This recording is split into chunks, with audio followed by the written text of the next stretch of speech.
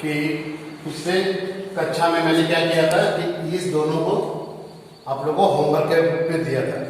क्या करना था पहला क्वेश्चन में कि 156 और 3825 को अभाज्य गुणनखंड के रूप में व्यक्त करना था, और दूसरा जो हमारा प्रश्न था ये था कि 510 और 92 का एचसीएफ और एलसीएम को ज्ञात करना है, और ये भी सिद्ध करना है कि एचसीएफ गुना एलसीएम बराबर संख्याओं का गुणनफल के बराबर होता है। तो हम लोग इसका देखते हैं 156 का अभाज्य गुणनखंड। तो 156 का अभाज्य गुणनखंड क्या होगा? तो 156 देखते हैं यहाँ पे 2 7 जा 14 2 8 जा 16, यहाँ पे क्या हो जाएगा 2 3 जा 6 9, और यहाँ पे क्या हो जाएगा 3 30। तो बहुत आसान है, यहाँ पे क्या लिख सकते हैं 2 इंटू 2 इंटू 3 इंटू क्या हो जाएगा 30। इसको घात के रूप में लिखना है, तो घात के रूप में हमारा क्या हो जाएगा 2 स्क्वायर इंटू 3 इंटू 30। बस अब कुछ नहीं था, बहुत ही आसान है ये। इसी प्रकार से हम लोग 3825 इसको भी हम लोग फाइंड आउट कर सकते हैं। 3825 तो यहाँ पे 3825 को गुणनखंड करने के लिए यहाँ पे चूंकि 5 है तो ये 2 से तो विभाजित होगी नहीं। इसके बाद हम लोग 3 से देखते हैं, 3 से विभाजित करने के लिए क्या करते हैं हम लोग सारे संख्याओं सारे अंकों का योगफल करते हैं। तो इस अंकों का योगफल करें तो 3 और 8 11 11 और 2 13 13 और 5 18, मतलब कि ये 3 से विभाजित हो जाएगी। तो हम लोग देखते हैं यहाँ पे 3 1 जा 3 3 2 जा 6, और ये हो जाएगा 3 7 जा 21 3 5 जा 15। इसके बाद फिर देख रहे हैं हम लोग 3 से भाग देंगे 3 4 जा 12 3 2 जा 6 3 5 जा 15। अब ये 3 से विभाजित नहीं होगी, तब इसके बाद हम लोग क्या करेंगे इसको 5 से 5 8 जा 40, और ये क्या हो जाएगा 5 5 जा 25। फिर 5 से लेते हैं तो 5 और ये क्या हो जाएगा 17। तो इसको अभाज्य गुणनखंड के रूप में लिखना है, तो ये क्या हो जाएगा 3 इंटू 3, तो यहाँ पे 2 3 है। इसके बाद हमारा क्या है 2 5 है, तो ये हमारा होगा 5 इंटू 5 इंटू यहाँ पे क्या लिखेंगे 17, और इसको लिख सकते हैं हम लोग 3 का स्क्वायर 5 का स्क्वायर गुना 17। इसका अभाज्य गुणनखंड हो गया 3825 का। दूसरा प्रश्न था कि 510 और 92 का एचसीएफ को ज्ञात करना है। यह आपका प्रश्नावली 1.2 का क्वेश्चन नंबर 2 का 2 है। तो इसको एचसीएफ हम लोग ज्ञात कर सकते हैं। एचसीएफ ज्ञात करने के लिए 510 और 92 का अभाज्य गुणनखंड करते हैं, और जो मेथड यूज करते थे उसी मेथड पे यहाँ भी यूज करना है। तो इसमें 510 का अभाज्य गुणनखंड 2 से करते हैं, 2 2 जा 4 2 5 जा 10 2 5 जा 10। फिर क्या होगा 2 से तो होगा नहीं, 3 से देखते हैं, है ना। 3 8 जा 24, और उसके बाद हो जाएगा 3 5 जा 15। इसके बाद क्या हो जाएगा 85 5 से करते हैं, और ये क्या हो जाएगा हमारा 17। तो ये हो गया हमारा 2 इंटू 3 इंटू 5 इंटू 17। इसको लिख सकते हैं 2 इंटू 3 इंटू 5 इंटू 17। अगला क्या हमारा 92 का भी गुणनखंड कर सकते हैं। 92 का गुणनखंड क्या होगा, यहाँ पे 2 है, 2 4 जाए, ये क्या हो गया 6 2 23। इसको लिख सकते हैं हम लोग 2 2 बार है तो 2 का स्क्वायर लिखेंगे इंटू 23। एचसीएफ हम लोग को लिखना है, तो एचसीएफ किसका होगा 510 और 92। एचसीएफ क्या बोलते हैं कि दोनों अभाज्य संख्याओं का जो सबसे कम घात है उसको लिखेंगे यहाँ पे। तो सबसे कम घात जो वैनिष्ठ में सबसे कम घात क्या हो गया यहाँ पे 2 का पावर 1 है, तो यहाँ पे हमारा क्या हो गया 2 हो गया। इसके बाद यहाँ पे 3 5 और 17 है नहीं, और वहां पे 23 नहीं, तो वैनिष्ठ कुछ है नहीं, तो यहाँ पे एचसीएफ जो होगा वो हमारा क्या होगा 2। ये हमारा आंसर हो जाएगा एचसीएफ। एलसीएम हम लोग को ज्ञात करना है, तो एलसीएम ज्ञात करना है, तो एलसीएम क्या होगा 510 और 92 का। तो प्रत्येक अभाज्य गुणनखंड का जो सबसे अधिकतम घात है उसको लिखना है। तो यहाँ पे सबसे पहले क्या है 2, दूसरा कौन सा है 3, इसके बाद क्या है 5, इसके बाद क्या है 17, इसके बाद क्या है 23। 2 का सबसे अधिकतम घात क्या है दोनों में, तो यहाँ 1 यहाँ 2, तो यहाँ पे क्या हो जाएगा 2 का स्क्वायर, 3 का एक ही है, 5 एक ही है। तो अब क्या करना है सबको यहाँ पे गुना कर देना। तो ये गुना करने के पश्चात जो आएगा वो आपका क्या हो जाएगा एलसीएम। इसको आपको गुना करके लिख सकते हैं, ये हमारा एलसीएम हो गया। इसके बाद अगला स्टेप क्या करना है हम लोग को कि ये दोनों संख्याओं को गुणनफल करना है। मतलब कि संख्याओं का गुणनफल क्या हो जाएगा, यहाँ पे अगर हम लोग लिखते हैं संख्याओं का गुणनफल, संख्याओं का गुणनफल क्या होगा, तो संख्याओं का गुणनफल हो गया 510 इंटू 92। इसको गुना करके आप लोग लिख सकते हैं क्या आएगा, इसको लिख दीजिए। और एचसीएफ किसका 510 और 92 जो आया था ये हमारा क्या था 2, और एलसीएम हमारा 510 और 92, इसका जो एलसीएम जो आया इस दोनों को हम लोग गुना कर सकते हैं 2 गुना। यहाँ पे जो एलसीएम जो हमारा आ रहा है इस संख्याओं को, ठीक है, ये संख्या मान लेते ये आया है कि इस दोनों को गुना करके यहाँ पे लिख देंगे। तो गुना करने के पश्चात हम लोग ये देखेंगे कि ये जो गुणनफल आया है ये और ये दोनों क्या होना चाहिए सेम होना चाहिए। ये आप लोग का होमवर्क था, इस होमवर्क पे हम लोग एक बार चर्चा कर चुके हैं। अब हम लोग एक अगले प्रश्न की ओर आ रहे हैं। अगला प्रश्न हमारा ये है कि इसमें जांच करना है। जांच क्या करना है कि 7 गुना 11 गुना 13, 7 गुना 11 गुना 13 जो 13, ये प्रश्न आपका जो है वो 6 7 इंटू 11 इंटू 13 प्लस 13, ये भाज्य संख्या है, इसको सिद्ध करना है कि ये भाज्य संख्या है। तो सिद्ध करने के लिए क्या करेंगे, भाज्य संख्या का अगर हम लोग परिभाषा देखते हैं तो क्या होता है, जिसका 2 से ज्यादा गुणनखंड, जिसका 2 से ज्यादा गुणनखंड हो क्या हो जाएगा भाज्य संख्या होगा। तो यहाँ पे हम लोग को दिखाना है कि ये भाज्य संख्या है। तो इसमें हम लोग क्या कर सकते हैं कि कॉमन ले सकते हैं, ये हमारा एक पद हो गया, ये दूसरा, इसमें कॉमन क्या ले सकते हैं हम लोग, तो 13 हमारा कॉमन आ जाएगा। तो 13 कॉमन आएगा तो हम लोग क्या लिख सकते हैं यहाँ पे 7 इंटू 11 ये हो गया, और यहाँ पे कॉमन ले लिया तो यहाँ पे क्या बचेगा +1, और इसको लिख सकते हैं हम लोग 13 इंटू 7 इंटू 11 77 +1, और ये हो जाएगा 13 इंटू 78, ये हो गया। अब 78 का हम लोग गुणनखंड कर सकते हैं, तो 78 का आप लोग गुणनखंड कर सकते हैं। यहाँ पे क्या हो जाएगा 2 3 6 9, यहाँ पे क्या हो जाएगा 330, तो इसको हम लोग लिख सकते हैं 13 इंटू 78 को लिखेंगे 2 इंटू 3 इंटू 13। अब हम लोग इसको आरोही क्रम में सजा देते हैं, तो ये क्या होगा 2 इंटू 3 इंटू 13 स्क्वायर। तो यहाँ पे हम लोग देख रहे हैं कि इसमें गुणनखंड क्या क्या आ गया, तो एक 2 आ गया, दूसरा 3 आ गया, तीसरा 13 आ गया, और इसका ऑलरेडी जो गुणनखंड है वो 1 भी है, और साथ ही साथ ये दोनों संख्याओं से जो गुणनफल प्राप्त हो रहा है वो भी है।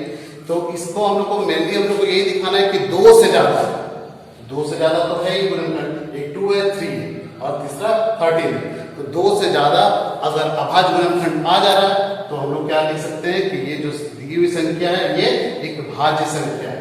तो उपरोक्त दी हुई संख्याओं को हम लोग भाग के रूप में व्यक्त कर सकते हैं, लिख सकते हैं, है ना। तो अतः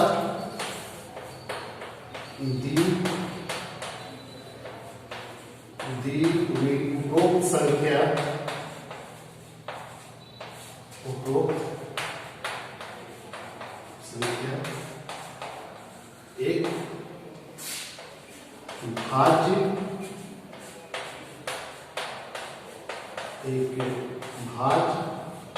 संख्या है, ये हम लोग लिख सकते हैं। ठीक है। एक इसमें और प्रश्न है। इसमें प्रश्न ये है कि ये दिखाना है, प्रश्न है आपका क्वेश्चन नंबर 5 में ये दिखाना है 6 पर पावर n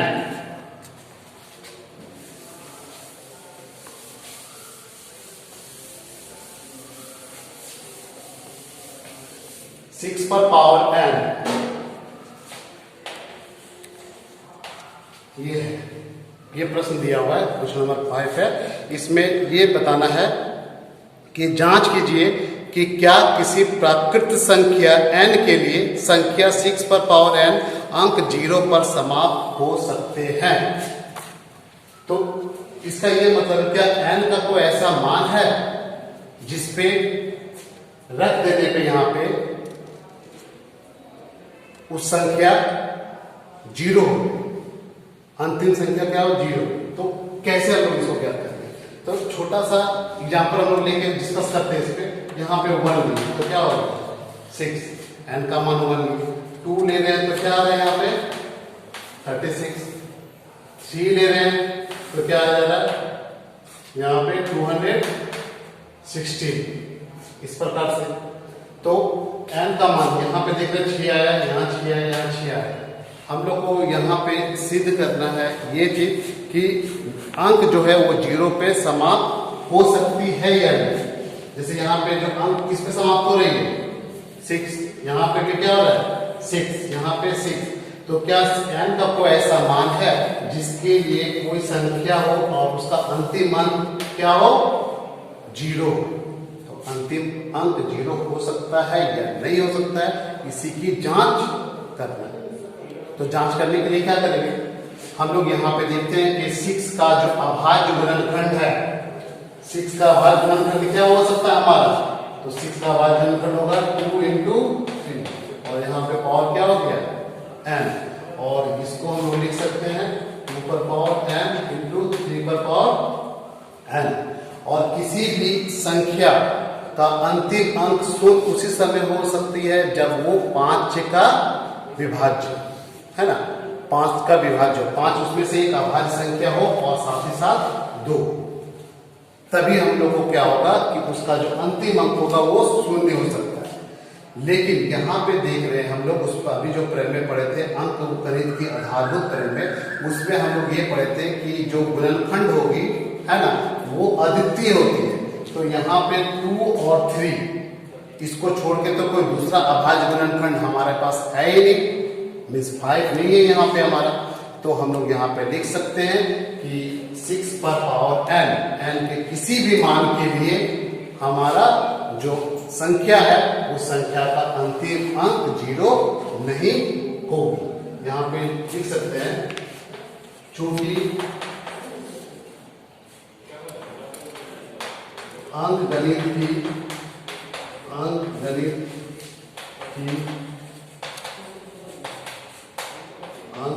की आधारभूत प्रमेय से हम यह निष्कर्ष निकाल सकते हैं, हम यह निष्कर्ष निकाल सकते हैं कि यहाँ 2 और 3 को छोड़कर कोई भी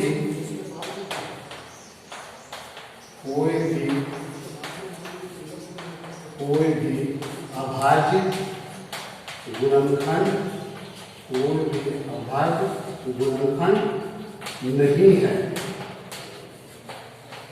नहीं। अतः 6 पर पावर n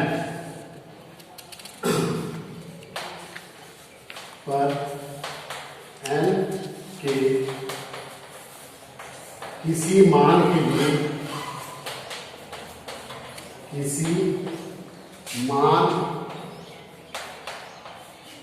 के लिए अंतिम अंक शून्य नहीं होगी। ये हमारा इसका निष्कर्ष है, ये हमारा उत्तर है। ठीक है, अब ये हमारा एक्सरसाइज जो हो गया, एक्सरसाइज 1.2 ये हमारा कंप्लीट हो गया। अब हम लोग अगले टॉपिक पे आते हैं, वो है हमारा अप्रिमेय संख्याओं का पुनर्भ्रमण, मतलब रिविजिटिंग ऑफ इरेशनल नंबर, कि हम लोग आगे इरेशनल नंबर के बारे में स्टडी करेंगे। उसके बारे में क्या है उसको हम लोग देखते हैं। ठीक है, अब हम लोग यहाँ पे देख रहे हैं कि एक प्रमेय है, इसमें ये लिखा हुआ है कि मान लीजिए p एक अभाज्य संख्या है। यदि p a स्क्वायर को विभाजित करती है तो p a को भी विभाजित करेगा, जहां a एक धनात्मक पूर्णांक है। तो इस प्रमेय का यूज करके हम लोग यहाँ पे अपरिमेयता को सिद्ध करेंगे। जैसे कि कक्षा 9वीं में हम लोग पढ़ चुके हैं कि √2, √3, √5, √7 ये सारा जो संख्या है वो एक अपरिमेय संख्या है, लेकिन वहां पे हम लोग उसके अपरिमेयता के बारे में कुछ जानते नहीं थे, मतलब कैसे सिद्ध करना वो नहीं जानते थे। इस कक्षा में हम लोग क्या करेंगे कि इस थ्योरम के, इस प्रमेय के मदद से हम लोग क्या करेंगे कि सिद्ध करेंगे कि √2, √3, √5 जो संख्या है वो एक अपरिमेय संख्या है। तो यहाँ पे थ्योरम ये कह रहा है कि p एक प्राइम नंबर है, मतलब p एक अभाज्य संख्या है। अगर p a स्क्वायर को विभाजित कर देती है तो इसका मतलब p a को भी विभाजित करेगी। जैसे छोटा सा एग्जांपल ले रहे हैं यहाँ पे कि 36 है, तो एक कोई प्राइम नंबर ले लेते हैं, अभाज्य संख्या 2 ले लेते हैं, 3 ले लेते हैं। यहाँ पे क्या ले लेते हैं, 3 ही ले लेते हैं। तो 3 यहाँ पे क्या हो जाता है, इसको हम लोग p क्या हो गया यहाँ पे 3, और a स्क्वायर क्या है यहाँ पे, तो a स्क्वायर जो है वो हमारा 36 है। तो अगर 3 जो है वो 36 को विभाजित कर देती है तो इसका मतलब कि ये 36 है ना, तो किसका स्क्वायर है, 6 का ना।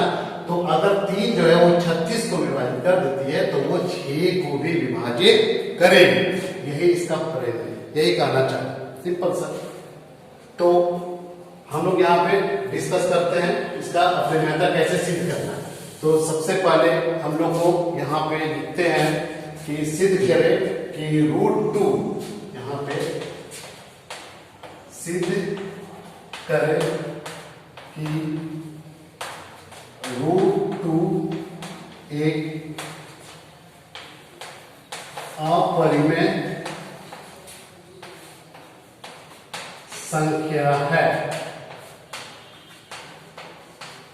इसे हमें सिद्ध करना है कि √2 एक अपरिमेय संख्या है। यह भी हो सकता है √3 एक अपरिमेय संख्या है, ऐसा सिद्ध करना है। तो सिद्ध करने के लिए एक सिद्धांत हम लोग लेके चलेंगे, और वो जो कौन सा सिद्धांत है तो इसको लेके चलेंगे। और जो सिद्ध करना है ना, इसको हम लोग सिद्ध करने के लिए हम लोग हेल्प लेते हैं प्रूफ बाय कंट्राडिक्शन, है ना, विरोधाभासी से हम लोग इसको सॉल्व करते हैं, है ना। तो ये एक्चुअल में है क्या, तो ये जो प्रूफ बाय कंट्राडिक्शन जो होता है ना, इसको हम लोग कहते हैं कि जो हम लोग को सिद्ध करना है उसके विपरीत हम लोग मान के चलते हैं। विपरीत क्या मान के चलना, कि यहाँ पे सिद्ध करना है कि ये एक अपरिमेय संख्या है, तो हम लोग इसको मानते हैं कि ये एक अपरिमेय संख्या नहीं है, इसको हम लोग मान लेते हैं ये परिमेय संख्या है। तो परिमेय संख्या मानते हैं, और उसके बाद हम लोग स्टेप बाय स्टेप हम लोग आगे बढ़ते चले जाते हैं।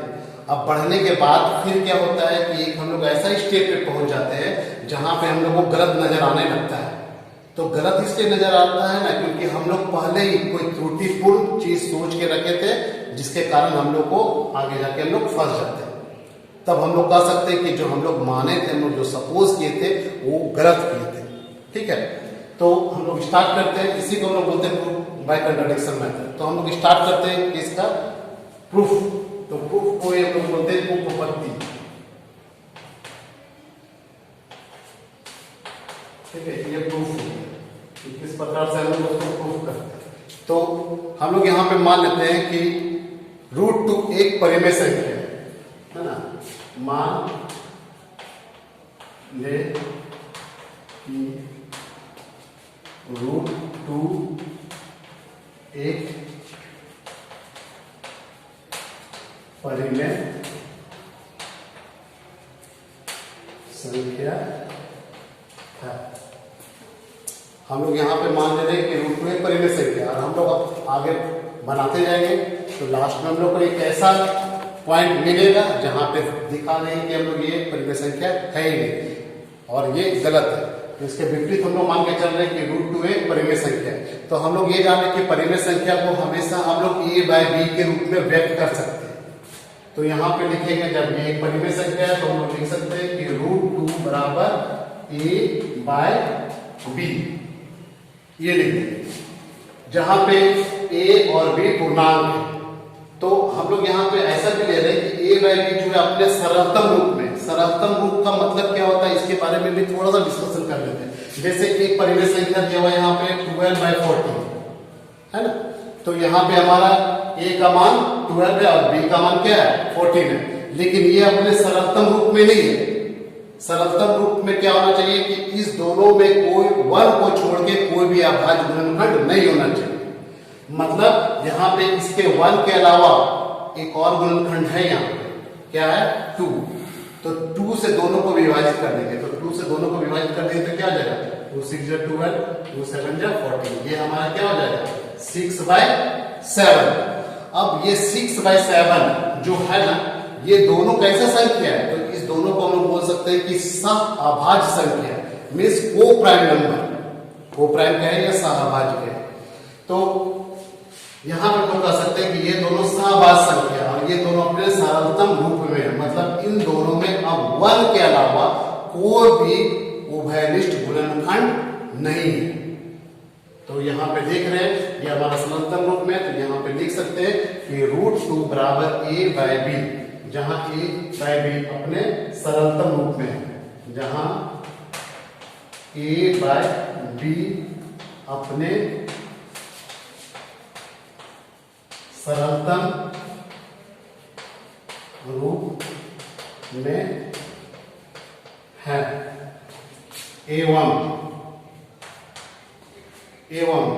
a और b, एवं a और b सहअभाज्य है। सहअभाज्य है। सहअभाज्य करने का तात्पर्य हमारा यहाँ ये है कि a और b में 1 के अलावा और कोई भी गुणनखंड नहीं है मौजूद। ये बुक में भी, एनसीईआरटी बुक में भी ये दिया हुआ है कि रूट 2 बराबर लिखा हुआ है r/s, ठीक है, बुक में दिया हुआ। तो उन लोग, आप लोग अगर एनसीईआरटी बुक को फॉलो करते हैं या एनसीईआरटी बुक पढ़ेंगे तो वहां पे दिया हुआ रूट 2 इक्वल टू r/s। अब उसके आगे जो लाइन लिखा हुआ है कि r और s में 1 के अलावा और कोई उभयनिष्ठ गुणनखंड है, तो उस उभयनिष्ठ गुणनखंड से हम लोग r और s को विभाजित करके हम लोग ये प्राप्त करते हैं a बाय b। तो वही चीज है यहाँ पे, इसी चीज को एग्जाम्पल के रूप में हम लोग यहाँ पे बता दिए कि 12/14 था, तो ये r/s के रूप में था। यहाँ पे 1 के अलावा दोनों में उभयनिष्ठ गुणनखंड था, जिससे कि हम लोग उसको विभाजित करके 6/7 सरलतम रूप में लेके आए। इस तरह से कर लेते हैं। अब यहाँ पे क्या होगा, आगे चलते हैं तो गुना करते हैं। यहाँ पे क्या हो जाएगा रूट 2b बराबर क्या हो जाएगा a। इसके बाद दोनों पक्षों में वर्ग करने पे स्क्वायर कर देते दोनों पर, तो यहां पे लिखते हैं दोनों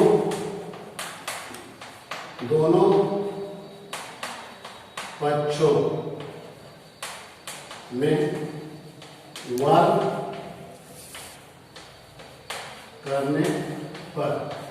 तो इसको हम लोग वर्ग करते हैं, तो वर्ग करेंगे तो क्या हो जाएगा रूट 2b, ये है इसका वर्ग स्क्वायर, और यहाँ पे क्या हो जाएगा a स्क्वायर। अब इसको वर्ग करके इसको पुनर्व्यवस्थित करते हैं, मतलब रीअरेंज करते हैं।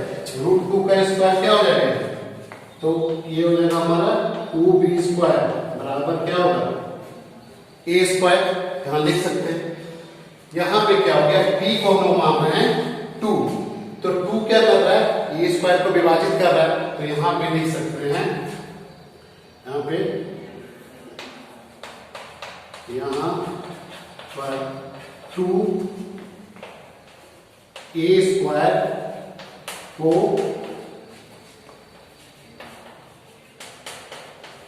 विभाजित करता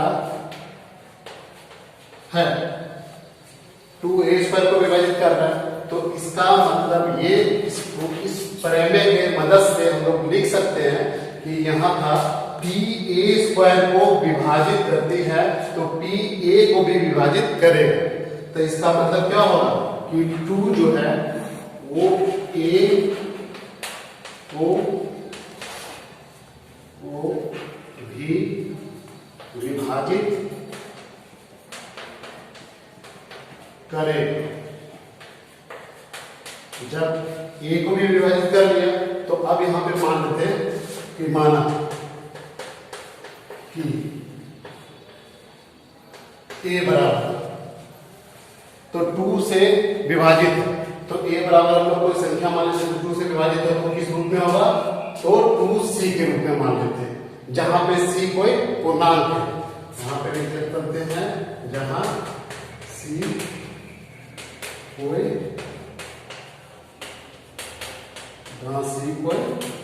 पूर्णांक है। अब यहां पर भी हम लोग क्या कर सकते हैं कि वर्ग कर देंगे, तो दोनों तरफ वर्ग करने में दोनों पक्षों में वर्ग करने पर यहां पे वर्ग करते हैं तो ये हमारा क्या हो जाएगा a² और यहां पे क्या हो जाएगा 2c का स्क्वायर। इसका मतलब क्या हो जाएगा 4c²। तो a² इक्वल टू क्या हो गया 4c²। अब ये जो है इसको हम लोग एक समीकरण मान लेते हैं, ये वर्ग a² का मान जो है क्या है यहाँ 2b²। तो यहाँ पे a² का मान लिख देते हैं क्या 2b² इक्वल टू 4c²। यहाँ पे लिख देते हैं समीकरण 1 के द्वारा, 1 के मदद से हम लोग क्या लिखते हैं a² बराबर क्या है वहां 2b², उसके जगह पे लिख देते हैं और ये कैंसिल हम लोग कर सकते हैं इसको 2 से। तो ये क्या हो जाएगा b² इक्वल टू 2c²।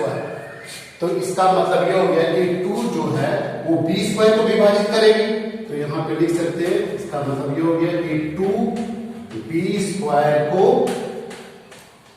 विभाजित 2b² को विभाजित करेगा। तो इसका मतलब ये हो गया इस प्रमेय के हेल्प से कि जब 2b² को विभाजित करेगा तो इसका मतलब क्या हो गया कि 2b को भी विभाजित करेगा, इसको भी विभाजित करेगा। अब यहां पे हम लोग देख रहे हैं कि 2a को भी विभाजित कर रहा है और यहां पे देख रहे हैं 2b को भी विभाजित कर रहा है। तो इस दोनों को विभाजित कर रहा है, a को भी विभाजित कर रहा है और b को भी विभाजित कर रहा है। तो इसका मतलब ये हो गया कि a और b में एक उभयनिष्ठ गुणनखंड 2b आ रहा है। जब दोनों को विभाजित कर रहा है तो इसका मतलब क्या हो गया कि दोनों में एक उभयनिष्ठ गुणनखंड क्या आ रहा है हमारा 2 आ रहा है। ठीक है, तो इसको लिख सकते हैं अतः a एवं b में कम से कम एक उभयनिष्ठ गुणनखंड 2 है। तो हम लोग यहां से लिख सकते हैं अतः a एवं b में 2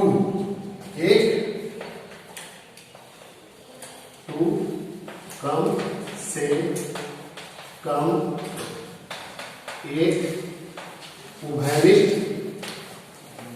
एक उभयनिष्ठ गुणनखंड है।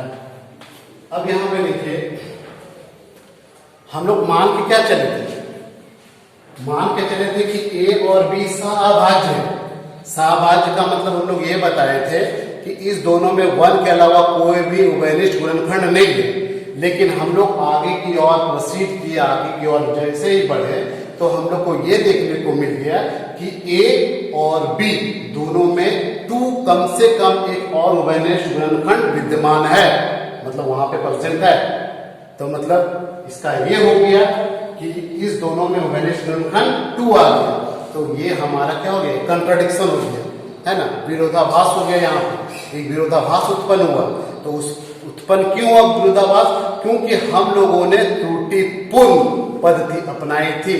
क्या त्रुटिपूर्ण था? यहाँ पे जो हम लोग मान के चले थे कि √2 एक परिमेय संख्या है, वो गलत मान के चले थे, और इस गलत मानने के कारण ही हमारा जो आगे का पड़ाव है, आगे जो हम लोग पहुंचे जिस पड़ाव पे, वहां पे जाके अटक गए। तो इसको हम लोग लिख सकते हैं, परंतु इससे हम तथ्य पर विरोधाभास प्राप्त होता है कि ए और बी में वर्ग के अतिरिक्त कोई भी उभयनिष्ठ गुणनखंड नहीं है।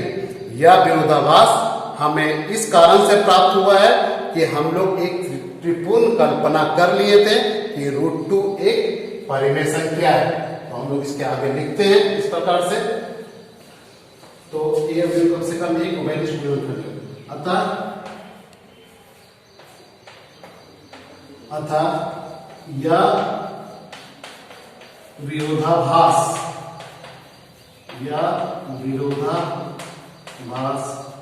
हमें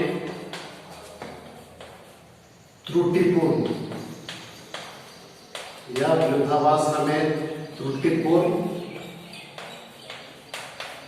कल्पना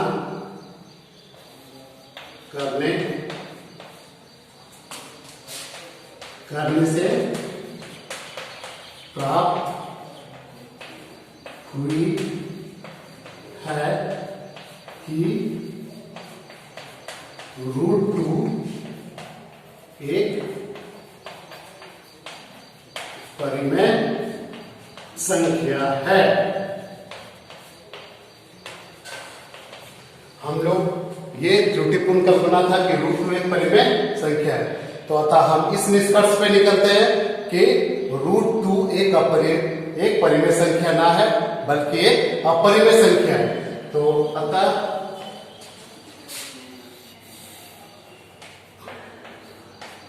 अंत में यह निष्कर्ष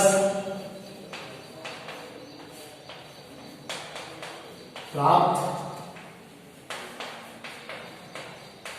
होती है कि √2 एक परिमेय संख्या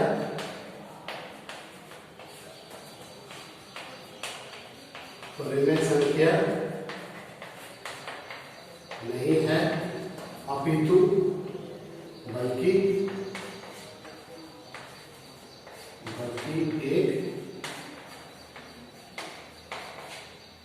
अपरिमेय संख्या है। तो हम लोग यहाँ पे लिख सकते हैं कि √2 जो है वो एक परिमेय संख्या नहीं है, बल्कि एक अपरिमेय संख्या है। तो इस विवरणी से हम लोग देख सकते हैं कि किस तरह से हम लोग √2 को एक अपरिमेय संख्या को सिद्ध की। इसी प्रकार से अगर √3 भी पूछा जाए तो सेम प्रोसेस है, आप लोग उस प्रोसेस को लेके कर सकते हैं।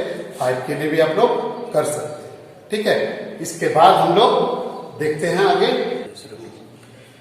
अब हम लोग यहाँ पे देखते हैं कि क्लास 9 में हम लोग पढ़े थे कि एक परिमेय संख्या और एक अपरिमेय संख्या का जो योग होता है और अंतर होता है वो हमेशा एक अपरिमेय संख्या में ही विद्यमान होता है।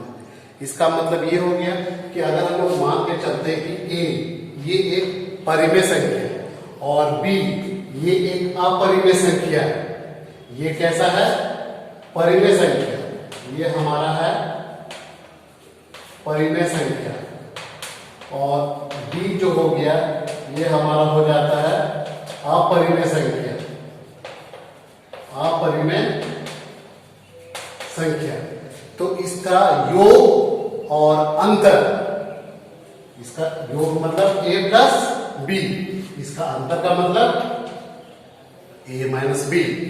तो क्या मिलता है हम लोग, क्या प्राप्त होता है? अगर दोनों को जोड़ते हैं या दोनों को घटाते हैं तो हम लोग को कैसी संख्या मिलेगी? तो हम लोग 9th क्लास में पढ़े कि अगर एक परिमेय संख्या और एक अपरिमेय संख्या को जोड़ेंगे तो हमेशा अपरिमेय संख्या की ही प्राप्ति होगी। ये हमारा था a प्लस बी, a माइनस बी। परिमेय संख्या और अपरिमेय संख्या को घटाने पर भी जो प्राप्ति होगी वो एक अपरिमेय संख्या की ही प्राप्ति होगी। जैसे एग्जाम्पल के लिए 2 क्या है, इसको एक परिमेय संख्या के रूप में व्यक्त कर सकते हैं, मतलब 2/1 पे एक परिमेय संख्या हो गया, और एक √3। तो इस दोनों का योग 2 प्लस √3, तो 2 प्लस √3 क्या होगा, तो ये एक अपरिमेय होती है। कैसी संख्या बनी, ये एक अपरिमेय संख्या बनी। अगर इन दोनों का अंतर 2 और √3 को अंतर मतलब कि दोनों को माइनस कर रहे हैं, तब क्या मिलेगी, तो ये भी हमारा एक अपरिमेय संख्या ही मिलेगी। इसके बाद हम लोग ये देखे थे कि एक शून्येतर परिमेय संख्या मतलब हमारा हो गया नॉन जीरो रैशनल नंबर, शून्येतर परिमेय संख्या, और दूसरा एक अपरिमेय संख्या। दोनों को अगर हम लोग गुना करेंगे, गुना करने का मतलब जैसे 2 एक परिमेय संख्या है और ये कैसा परिमेय संख्या है, नॉन जीरो रैशनल नंबर मतलब कि शून्येतर परिमेय संख्या है। इसको अगर हम लोग √3 से गुना करेंगे तो ये जो प्रोडक्ट हो रहा है, ये जो गुणनफल आ रहा है, तो ये गुणनफल कैसा है, तो ये एक अपरिमेय संख्या ही है।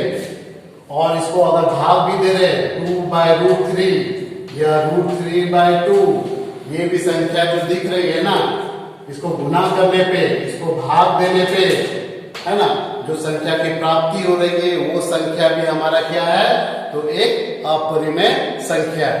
तो ये हम लोग सिर्फ पढ़े थे वहां पे कि एक परिमेय संख्या और एक अपरिमेय संख्याओं का योग और अंतर की जो प्राप्ति होती है वो परिमेय संख्या के रूप में ही होती है, और एक शून्येतर परिमेय संख्या और एक अपरिमेय संख्या का गुणनफल और या भाग देने पे जो संख्या प्राप्त होती है वो भी एक अपरिमेय संख्या ही होती है। तो इसको अब सिद्ध करना है। तो अभी हम लोग √2 को सिद्ध किए थे, आप लोग अपने कॉपी होमवर्क में √3 को भी सिद्ध कर सकते हैं। हम लोग एक प्रश्न है यहाँ पे, हम लोग इस तरह के प्रॉब्लम को सॉल्व करेंगे कि इस तरह संख्याओं को कैसे हम लोग एक अपरिमेय संख्या के रूप में सिद्ध करते थे। एग्जाम्पल लेते हैं यहाँ पे प्रश्नावली 1.3 का प्रश्न नंबर 2। प्रश्न नंबर 1 जो है वो है आप लोग का √5 एक परिमेय संख्या है, उसको सिद्ध करना है। तो इसका अपरिमेयता को सिद्ध करने के लिए आप लोग इसको सिद्ध कीजिएगा। हम लोग चलते हैं नेक्स्ट क्वेश्चन जो है आपका 1.3। 1.3 में क्या है question, exercise 1.3 question number 2। Question number 2 में आपका ये है कि 3 प्लस √2√5 एक अपरिमेय संख्या है, इसको सिद्ध करना है। तो इसको सिद्ध किस प्रकार से किया जाए, तो सिद्ध करने के लिए हम लोग यहाँ पे मान लेते हैं कि 3 + 2√5 एक अपरिमेय संख्या नहीं है, बल्कि यह एक परिमेय संख्या है जो विरोधाभास हम लोग करके बनाए थे, प्रूफ बाय कंट्राडिक्शन, विरोधाव्यक्ति से हम लोग जो प्रूफ किए थे उसी तरह से हम लोग को यहाँ भी प्रूफ करना है। तो यहाँ पे हम लोग लिखते हैं क्या, मान लें कि 3 + 2√5 एक परिमेय नहीं है, तो क्या मानते हैं, एक परिमेय संख्या है। इसके विपरीत हम लोग मान के चल रहे हैं यहाँ पे कि ये अपरिमेय नहीं है और ये परिमेय है। तो परिमेय इसको लिख सकते हैं ना कि 3 + 2√5 को किस रूप में लिखेंगे, a/b के रूप में हम लोग लिख सकते हैं।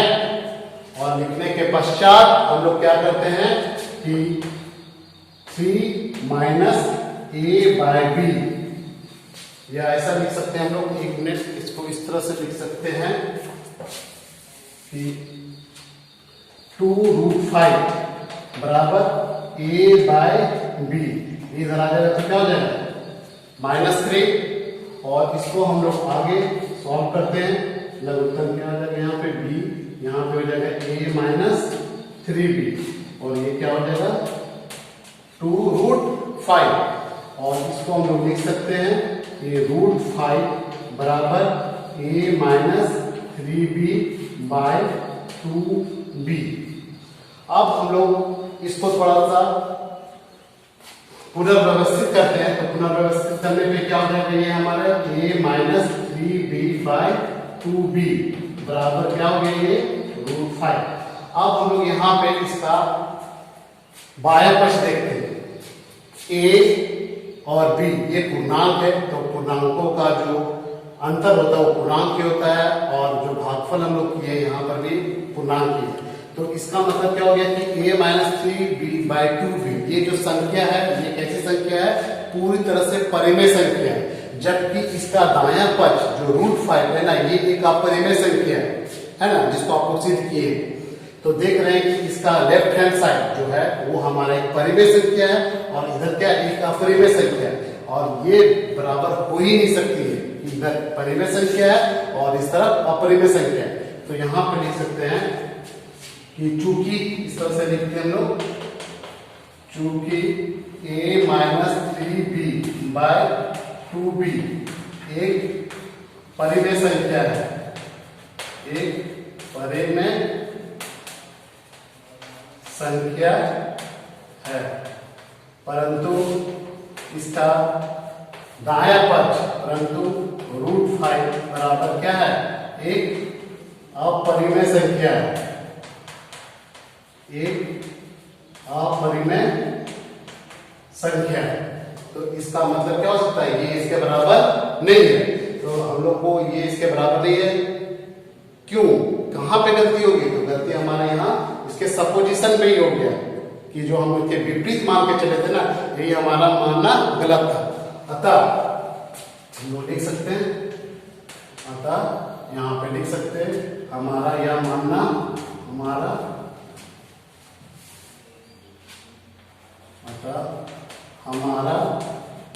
यह मानना कि 3 + 2 √5 एक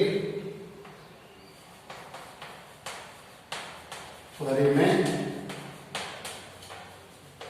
संख्या है या एक त्रुटिपूर्ण है। तो देख सकते हैं, इसलिए therefore 3 + 2 √5 एक अपरिमेय संख्या है। तो हम लोग यहाँ पे लिख सकते हैं कि यह एक अपरिमेय संख्या है। तो इसी प्रकार से आप लोग का अगला जो क्वेश्चन है ये आप लोग का गृह कार्य के रूप में आप लोग इसको कर सकते हैं। आप लोग के पास प्रश्न ये है कि सिद्ध करना है कि इसका क्वेश्चन नंबर 3 का 1, ये आप लोग का होमवर्क है कि 1/√2 एक अपरिमेय संख्या है, और दूसरा आप लोग ये सिद्ध कीजिएगा 6 + √2, और ये हो गया 6 + √2, ये दोनों क्या है, एक अपरिमेय संख्या है, अपरिमेय संख्या है। इसे आप सिद्ध करें। ये आपका क्या हो जाएगा, होमवर्क। आप लोग इसको होमवर्क के रूप में इसको कंप्लीट करके आइएगा। फिर हम लोग मिलते हैं नेक्स्ट क्लास के लिए, तब तक धन्यवाद।